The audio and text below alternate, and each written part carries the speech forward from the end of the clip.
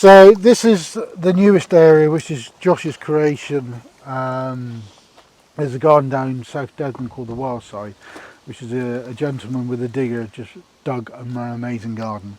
So he dug down, and then the spoil, he made heaps. And Josh got inspiration, and also inspiration from the surrounding hills and Dartmoor, which is just over there.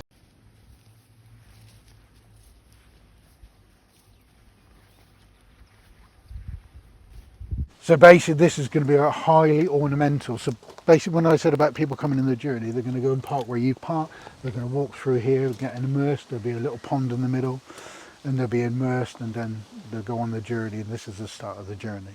So this should be I want the story about this. This, all what you see here, there's a power plant at Yelland, which is just down the road about 10 miles away, is just been completely reconditioned, and this is a recycled products as it got all crushed.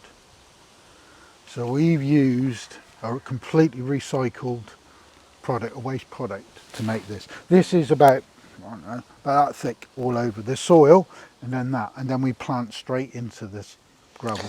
And it's great. It's creating drainage. It's creating structure. And the other thing, you get little pickets when the sun's out, you get little bits of tile reflect. It's really weird. As you can see, bits of toilet, you know, we found all sorts in here, but it's a story in itself. Yeah. But that would have just been landfill wasted, but we're actually turning it into a living thing. And it's really, really exciting. I mean, this next year will just be whoo. Absolutely. You don't walk up there, you get Josh. Just get these visitors, they ruin everything. Pictorial meadow mix designed for gravelly wasteland. So that's what you just start seeing, the green. It's not weeds, it's actually purpose. And then what we're starting to do is put all the perennials in it, which are the structure plants. As you see, the grasses and the different trees will be putting in. It's very interesting to walk along here and see all the different kinds of material. You get bits of tile, bits of brick. Yeah, we found a spatula. We found quite a lot of interesting stuff. This must have been the toilets and kitchens. Toilets and kitchens. Again, Mother Nature, if you look at these banks, you see where there's real clusters of seeds or plants. Again, this is when it was sown, the weed is naturally taken that way. But we've purposely left that because that's the way it does in nature. The wind takes it, and where they land, they grow. So we get a lot of that. So this is a tiered, again, be like a swell, so it will fill out when it's wet, but it will lower itself down when it's dry. You get different habitats for different insects. So when it's wet, certain things will lay eggs and use that as a breeding ground.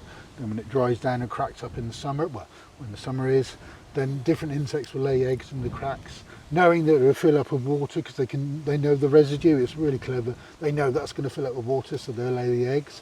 So when it fills up, they hatch.